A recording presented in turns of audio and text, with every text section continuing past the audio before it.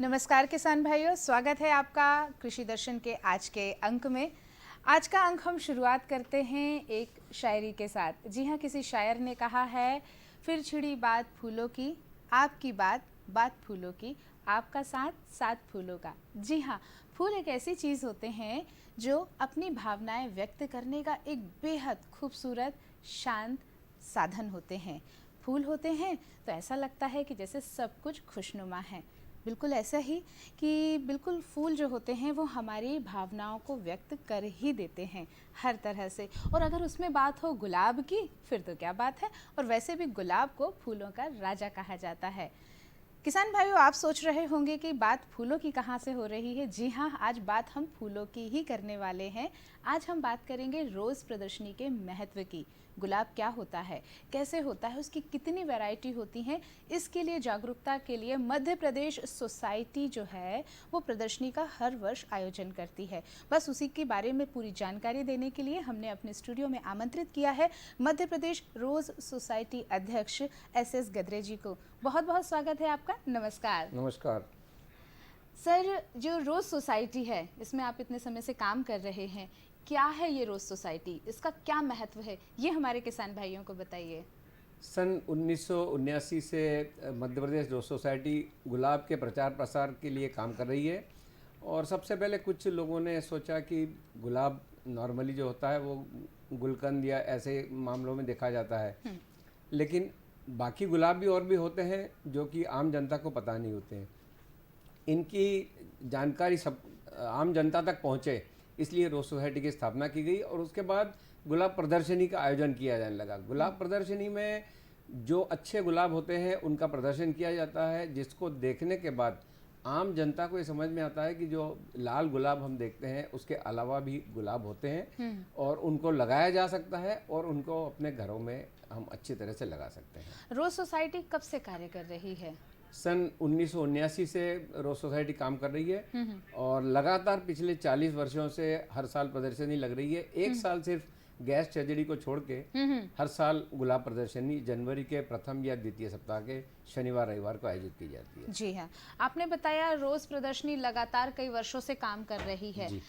जो आपने किया है इसको उद्यानिकी वालों में इसका काफ़ी महत्व है। इसका क्या प्रभाव देखने को आपको मिलता है रोज़ प्रदर्शनी का? देखिए, गुलाब की प्रदर्शनी लगाने से सबसे बड़ा फायदा इस प्रदेश को ये हुआ है कि जहाँ 1980 या 81 में हम लोग गुलाब को जो है बाहर से मंगाया करते थे, भोपाल में एक भी नर्सरी उस समय ऐसी नहीं थी जहाँ पर बाहर के गुलाब मिले।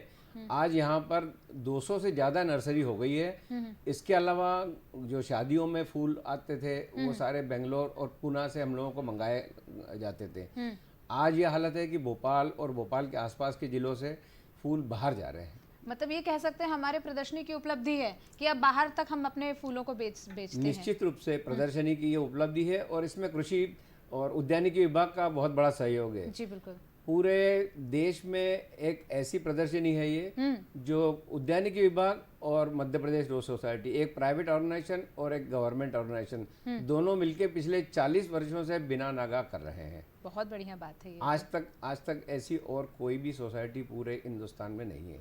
हम कह सकते हैं तो इस बात को गद्रे जी कि ये रोज़ सोसाइटी जो प्रदर्शनी करती है वो भारत की एकमात्र प्रदर्शनी है रोज़ सोसाइटी की।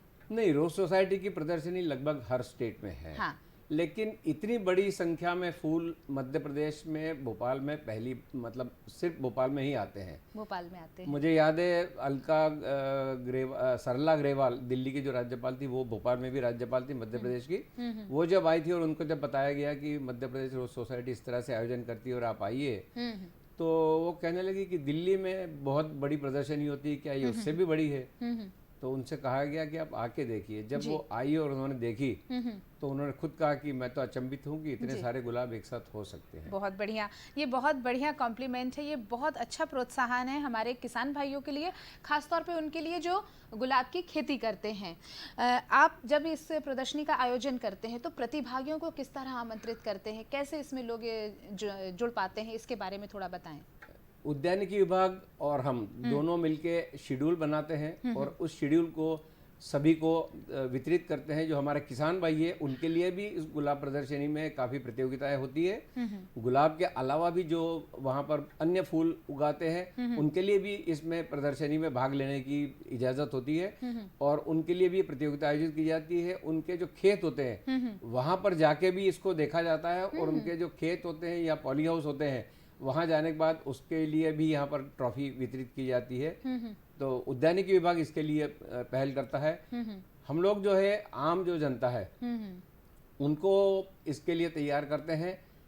साल में 4 वर्कशॉप करते हैं, उनको इसके लिए प्रशिक्षण देते हैं और इसमें किस तरह से भाग लेना चाहिए इसके लिए भी हम पहले से उनको बताते हैं। जी, आपने वर्कशॉप की बात की है, किस तरह से वर्कशॉप लगाई जाती है और उसमें क्या क्या सिखाया जाता है, इसके बारे में थोड़ा सा हमारे किसान भाइयों से जानकारी साझा कीजिए। वर्कशॉप में हम लोग हमारे जो सीनियर रोदेरियंस है, जितने भी गुलाब विशेषज्ञ हैं, वो अपने अनुभवों को साझा करते हैं। इसके साथ साथ जो भी लोग वहाँ आते हैं उनके मन में जो शंकाएं होती है या उनको अगर कोई प्रॉब्लम है तो वो उसमें अपने प्रॉब्लम बता के उसका जो शंकाओं का निराकरण है वो कर सकते हैं। तो उससे सबसे बड़ा फायदा ये होता है कि अगर किसी को कोई भी प्रॉब्लम है और वो शंका अपनी कहीं बता नहीं पा रहा है तो वो बता सकता है। ये 4 वर्कशॉप साल भर में होती है और हर बार इसका पेपर में प्रसारण बताते हैं कि कब होने वाली है। उद्यानिकी विभाग इसका जो हमारा रोज गार्डन है या गुलाब उद्यान है वहाँ पर इसका बैनर लगा के 15 दिन पहले से इसकी सूचना आम जनता को मिले ऐसी व्यवस्था की जाती है। बिल्कुल। अब जैसे कि कोविड का समय चल रहा है और आप प्रदर्शनी का आयोजन कर रहे हैं, भीड़ तो आएगी, स्वाभाविक है, क्या किया है रोज सोसाइटी ने इंतजाम? इसके लिए काफ़ी कोविड के कारण हमने शासन से परमिशन ली है। उसमें हमने अपना एक पक्ष प्रस्तुत किया है कि हम इसे किस तरह से अरेंज करेंगे। भीड़ को नियंत्रित करने के लिए हमने इस बार काफ़ी प्रतियोगिताएं इसमें से कम कर दी है। जैसे बाहर के शहरों से जो लोग आते थे उनको हमने इस बार बैन कर दिया है। अच्छा। ये प्रतियोगिता हर साल अखिल भारतीय होती थी, इस बार सिर्फ भोपाल के लिए रहेगी जी। ताकि बाहर से लोग आएंगे वो संक्रमित ना हो और वो संक्रमण यहाँ ना फैले, इसलिए बाहर से लोग इस बार नहीं आएंगे। फ्लावर अरेंजमेंट जो होता था उसे भी हमने मना किया है। जो फूलों की रंगोली हर बार करते थे उसको भी हमने मना किया है। और जो हमारा जो टेंट लगता था, टेंट पे भी हम जगह इतनी पर्याप्त रखेंगे कि जो हमारा सोशल डिस्टेंसिंग होती है वो उसका पालन करते हुए लोग आसानी से जा सकें। इसके अलावा हम ऑनलाइन इसका रिजर्वेशन करेंगे आधे घंटे के स्लॉट के लिए। इसमें हम ऑनलाइन रजिस्ट्रेशन करेंगे और आधे घंटे के लिए जो जिन लोगों को परमिशन मिलेगी वही लोग आ पाएंगे। और आने के पहले उनको पूरी तरह से सैनिटाइज किया जाएगा, उनका टेम्परेचर लिया जाएगा, हाथ धोने की व्यवस्था होगी और मास्क बिना मास्क के किसी को भी अलाउ नहीं किया जाएगा। जी बिल्कुल। देखा ये भी जाएगा कि कोई कहीं रुके नहीं, चलता रहे और निश्चित समय में बाहर आ जाए ताकि आने वाले लोग जो हैं वो एक साथ एक जगह भीड़ इकट्ठी ना हो। बिल्कुल। हम आपसे फूलों की बात आगे भी करेंगे, लेकिन कार्यक्रम में लेते हैं एक छोटा सा अंतराल। बस अभी उपस्थित हुए।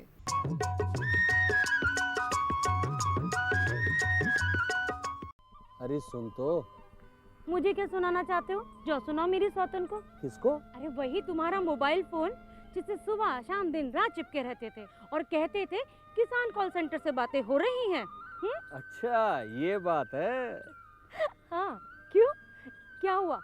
अब बात नहीं होती क्या? अब तो झट से बात हो जाती है। संबंधी समस्याओं का अपनी भाषा में तुरंत हल पाने के लिए पूरे भारत में किसी भी फोन से हेल्पलाइन नंबर पर संपर्क करें। किसानों का दोस्त किसान कॉल सेंटर।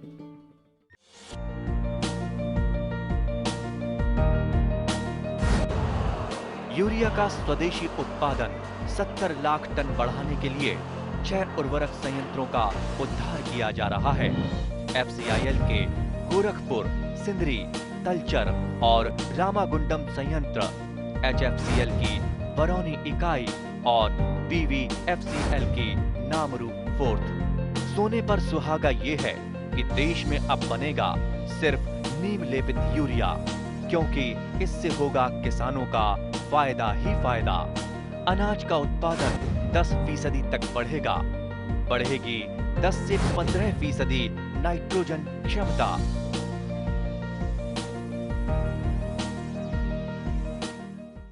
किसान भाइयों, कार्यक्रम आप देख रहे हैं कृषि दर्शन और आज हम बात कर रहे हैं रोज़ फ्लावर की। जी हाँ, गुलाब की खेती के लिए भी और गुलाब की प्रदर्शनी के बारे में हम आपको जानकारी दे रहे हैं, जिसके लिए हमारे बीच में उपस्थित है गदरे जी।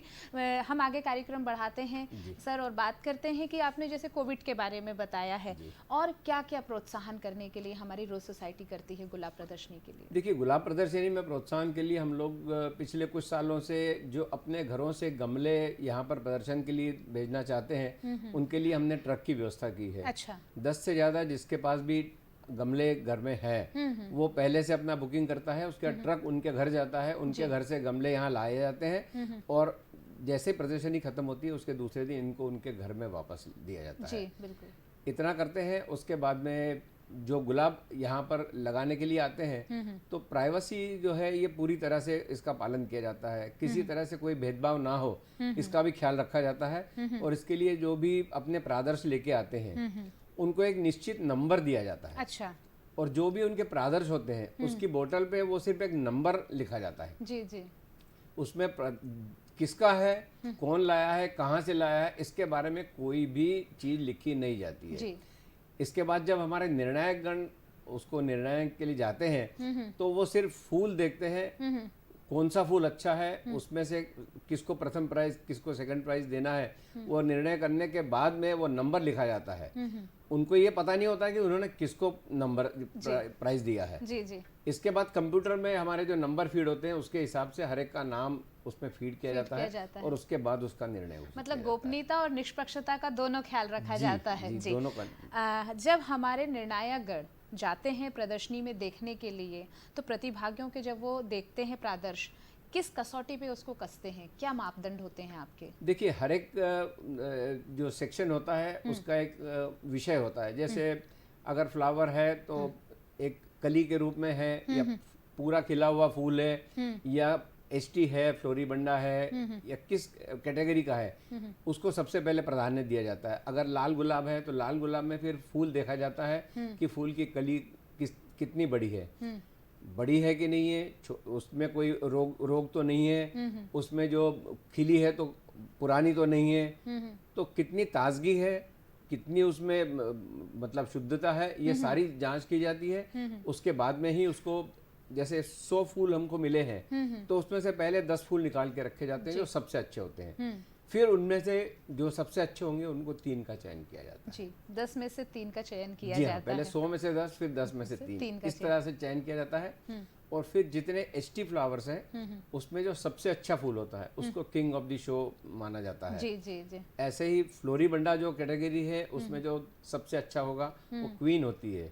पॉलियंथा होता है, वो फिर राजकुमार कहते हैं उसको, और जो मिनिएचर है वो राजकुमारी होती है। अच्छा, इस तरीके से King, मतलब Queen, हाँ। अच्छा, किंग, क्वीन और राजकुमार और राजकुमारी होते हैं। इस तरह से रॉयल फैमिली कहलाती है। अच्छा, रॉयल फैमिली कहलाती है, मतलब राजाओं का तो बात हो ही रही है। सर, जो प्रदर्शनी है उसके बाद में हम फूलों का ये बिक्री भी होती है, तो उसके बारे में थोड़ा सा बताएं आप। जी हाँ, वहाँ पर जब इतने फूल दिखते हैं तो बट नेचुरली हर आदमी ये पूछता है कि फूल कहाँ मिलेंगे जी ये कहाँ मिल सकते हैं। तो इसके लिए यहाँ पर भोपाल की जो नर्सरीज है उनकी दुकानें वहाँ पर लगती है। सिर्फ नर्सरी ही नहीं, इसके अलावा जो उपकरण लगते हैं जैसे कटर्स है या खेती के लिए कोई और दूसरे साधन है, स्प्रे गन है, स्प्रेयर्स है, या और भी जितने भी साधन है उसकी भी दुकानें वहाँ लगती है।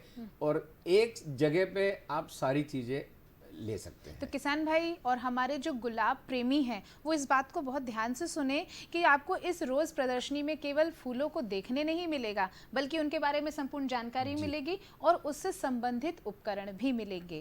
तो सर, कभी कभी लेकिन ये होता है कि हमने भी देखा है और हमारे सामने समस्याएं भी आती हैं, जो घरों में गुलाब लगाए जाते हैं, ये होता है कि हमने लेकर तो आ गए, लगा भी लिया, 1 साल अच्छा फूल मिल गया, फिर उसके बाद फूल नहीं मिलते, बढ़ रहा है पौधा, क्या समस्या हो सकती है? ये एक नॉर्मल समस्या है और ये लगभग हर साल हमको यहाँ पर वर्कशॉप में पूछा जाता है। तो इसका सबसे बड़ा समाधान यही है कि लोग इस बात को समझे कि जो भी बडिंग वाले गुलाब होते हैं वो एक खास किस्म के गुलाब के ऊपर बडिंग किए जाते हैं। जी। ये जो वैरायटी होती है उसके ऊपर हम बडिंग इसलिए करते हैं कि वो वैरायटी जो होती है उसके ऊपर रोग जो होता है वो आसानी से अटैक नहीं कर सकता। बिल्कुल। तो इसीलिए उसके ऊपर जो हमको गुलाब चाहिए उसकी बडिंग होती है। जब देते हैं उस समय उस बडिंग में फूल आया हुआ रहता है। कुछ देर के बाद क्या होता है कि उसके नीचे से सकर्स आना चालू होते हैं, जो दूसरा गुलाब होता है, खट्टा गुलाब जिसे कहते हैं, उसमें से लंबे लंबे शूट्स निकलना चालू होते हैं और हम बड़े खुश होते हैं कि हमारा गुलाब बहुत अच्छा लंबा लंबा जा रहा है। जी। तो जो लंबे गुलाब होते हैं वो एक्चुअली अच्छे नहीं होते हैं, उन्हें तोड़ देना चाहिए और जो बडिंग वाली हमारी जो गुलाब की जो टहनी है उसको आगे बढ़ देना चाहिए जी। तभी वो अच्छे फूल आएंगे। बिल्कुल, बडिंग करना बहुत नाजुक प्रक्रिया है गुलाब के लिए, और कहते हैं कि गुलाब में बडिंग की जाती है तो बहुत अच्छे अच्छे गुलाब पैदा होते हैं। क्या है इसका महत्व और इसको किस तरह से रोज सोसाइटी ने प्रोत्साहन दिया है, कितने और गुलाब अच्छे निकल कर आए हैं, इसके बारे में थोड़ा जानकारी दीजिए। देखिए, बडिंग जो है एक प्रोसेस है और ऐसी कोई खास नहीं है, लेकिन लोगों को बड़ी कठिन लगती है। इसलिए हम इसके बारे में प्रशिक्षण भी देते हैं। साधारण जनवरी या फरवरी के अंत में इसके बारे में प्रशिक्षण देते हैं कि बडिंग कैसे की जाती है। तो जब बडिंग की जाती है तो निश्चित रूप से उसको कैसे करना है एक कला है। जब तक वो पता नहीं होगी तब तक आपको कठिन लगता है, लेकिन जब इसको देखेंगे आप तो आपको लगेगा ये तो साधारण चीज़ है। और बडिंग आप अगर करेंगे तो बडिंग से फूल अच्छे मिलेंगे और जो आपको चाहिए वही फूल फिर से आपको प्राप्त हो सकते हैं। अदरवाइज गुलाब की लाइफ जो है ये 7 से 10 साल होती है। अच्छा। 7 से 10 साल के बाद गुलाब साधारणतः या तो छोटे फूल हो जाते हैं या मर जाता है। तो जब उसके दूसरे आपको चाहिए तो उसकी फिर बडिंग और आपको करनी पड़ती है। ध्यान देना पड़ेगा कि किस तरह से आगे बढ़ पाएं। हमेशा ये चीज़ कहा जाता है कि व्यवसाय से जुड़ना बहुत लोग चाहते हैं। नर्सरीज का जो व्यवसाय है, रोज प्रदर्शनी के कारण कितना इसको फायदा हुआ है और आपने इसमें क्या फर्क देखा है, ये बताएं। देखिए, नर्सरीज आजकल, मैंने जैसे पहले भी कहा था कि नर्सरीज आज से 20 साल या 30 साल पहले भोपाल में गिनी चुनी नर्सरी थी जी। और आज लगभग 200 से 300 नर्सरी भोपाल में काम कर रही है। नर्सरी का व्यवसाय बहुत लाभदायक है, इसके ऊपर टैक्स नहीं है और लेकिन मेहनत वाला है। मिट्टी है, मिट्टी में आपको काम करना पड़ता है, लेकिन नर्सरी के लिए क्या क्या करना पड़ता है इसके लिए हमारे उद्यानिकी विभाग से काफ़ी सहायता मिलती है और इसके लिए उद्यानिकी विभाग से सलाह आप ले सकते हैं। जी बिल्कुल। आपने बताया रोज़ प्रदर्शनी सोसाइटी जो है, रोज़ सोसाइटी प्रदर्शनी का आयोजन करती है, क्या और भी फूलों की करते हैं? जी हाँ, पिछले 7 साल से हम लोग गुलदाउदी की भी प्रदर्शनी आयोजित कर रहे हैं, क्योंकि गुलदाउदी में हमने देखा है कि क्रिसैंथेमम शो पहले CPA कैपिटल प्रोजेक्ट में आयोजित हुआ करता था और लगभग 10-15 साल उन्होंने आयोजित किया था। उसके बाद से इसे बंद कर दिया गया था और 15 साल से बंद होने के बाद में हमने सोचा कि इसकी भी कुछ उपयोगिता है, तो उसका भी शो हमने पिछले 7 साल से शुरू किया है और लोगों में खासी उसमें दिलचस्पी दिखाई है और अब कलकत्ता से काफ़ी गुलदाउदी आने लगी यहाँ पर और लोग इसमें अच्छे तरह से भाग ले रहे हैं। जी, तो रोज़ सोसाइटी अब गुलदाउदी को भी प्रमोट कर रही है। जी, तो आपने बहुत अच्छी जानकारी दी। हमारे किसान भाई इसका ज़रूर फ़ायदा उठाएंगे और हमारे जो गुलाब प्रेमी है, रोज़ प्रेमी है, वो प्रदर्शनी में ज़रूर आएंगे और इसे और अच्छे से सफल बनाएंगे। आप हमारे स्टूडियो में आए, आपका बहुत बहुत धन्यवाद। धन्यवाद। किसान भाइयों, ये तो रही बात फूलों की और आज आपने सुनी बात हमसे कि रोज़ प्रदर्शनी का क्या महत्व है और आप ज़रूर इसका लाभ उठाइएगा और इसका प्रदर्शनी का देखकर ज़रूर आइएगा। लेकिन अभी कार्यक्रम में वक्त है खबरें खेती की, तो आइए जानते हैं खबरों की हलचल खबरें खेती में।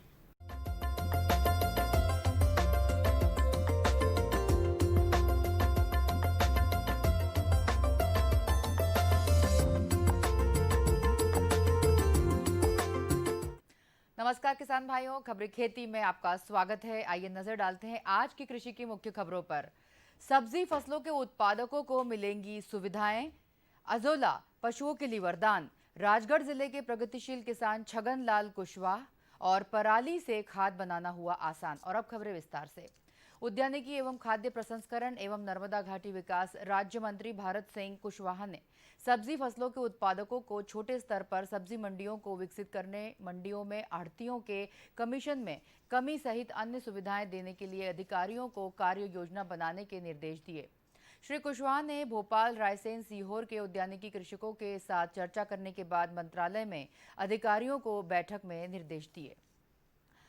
अजोला पशुओं के लिए वरदान। अजोला आर्थिक रूप से जानवरों के विकास, दूध, मांस आदि के संदर्भ में उत्पादकता के सुधार के लिए संभावित वैकल्पिक पोषक तत्व पूरक के रूप में काम कर सकता है।